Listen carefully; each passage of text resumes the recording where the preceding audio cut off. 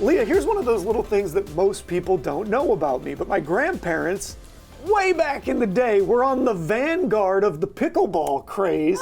When I was like 4 years old, they had a full court in the backyard. So we've got something fun to talk about in that vein today. We've got Mary Eagan of the Southern Delaware Pickleball Association coming in here. And Mary, what is it that you guys have going on with pickleball that's going to help maybe that next generation come along? Well, what we've seen is a huge growth in pickleball. There are now almost 50 million people that are playing pickleball, and just recently I was at the Minto US Open in Florida, and we had 55,000 spectators outside, as well as 3,500 participants ages 7 to 87 that were playing competitive pickleball.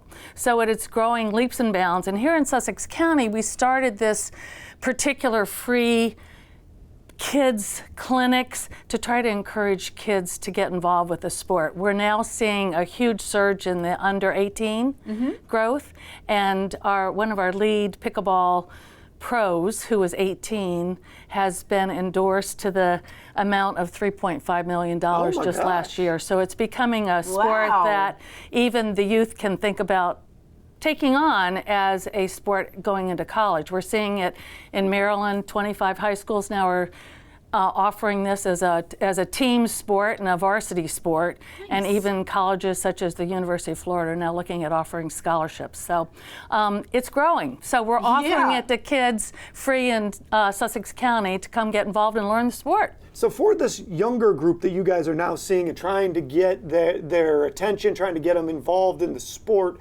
you know, what are the numbers like, or how much are you seeing that actually play out, or is it that you're trying to get them? You know, that is a great question.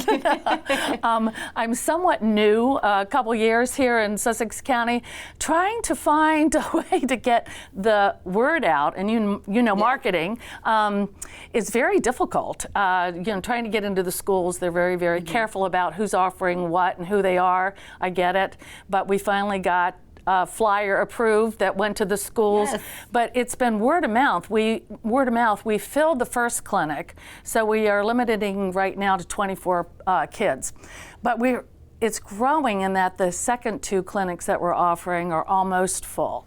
So I would say the biggest challenge is getting the word out to parents, because obviously they have to be the ones that bring the kids to the courts and so forth.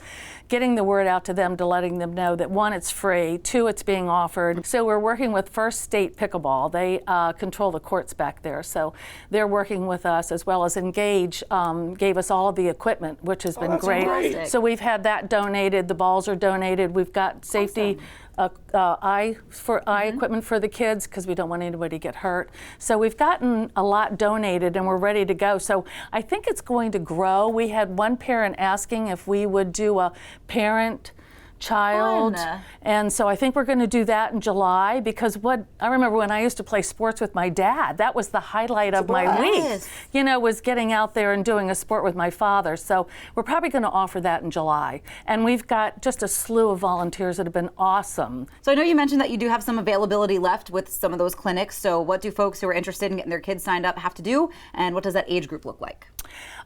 They only need to go to southerndelawarepickleball.com and register there. Just sign up, your child's name and their age, and then all of the questions that anybody might have can go to southerndelawarepickleball@gmail.com. I answer all the questions and suggestions, and so it's pretty easy, and then there'll be new dates that will be posted for July. Well, Mary, thank you so much for coming in today, and thank you for what you're doing, especially for kind of getting that next generation into and excited about pickleball. I think it's going to be a great thing for our area. I think it's going to become an Olympic sport, personally. I think really there's do. a real chance. I think it's gotten big enough, fast enough that they're going to have to do something with it. I think so too, and I think you're going to start seeing it as a college sport. I think that it's like beach volleyball. Remember how we all got into that during the Olympics?